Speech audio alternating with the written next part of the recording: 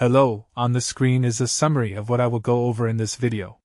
Make sure to watch to the end so you don't miss anything. Cleaning your mechanical keyboard doesn't have to be intimidating, and I'm going to walk you through the entire process so your keys feel and sound brand new. Step 1.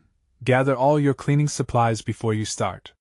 You'll need isopropyl alcohol, preferably 90% or higher, some soft brushes or old toothbrushes, microfiber cloths, tweezers for stubborn debris, and optionally a keycap puller to make things easier.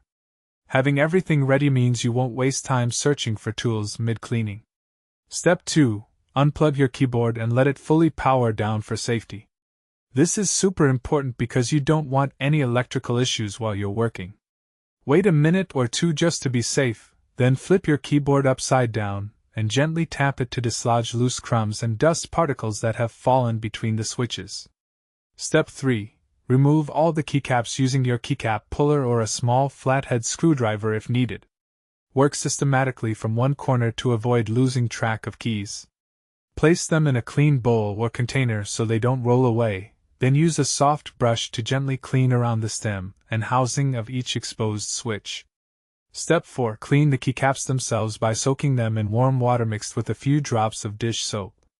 Let them soak for 5 to 10 minutes, then use a soft brush to scrub away any grime buildup. Rinse thoroughly with clean water and pat them dry completely before reinstalling them. Step 5. Wipe down the keyboard base and stabilizers with a microfiber cloth lightly dampened with isopropyl alcohol. Use a small brush to get into tight corners and around the stabilizer bars.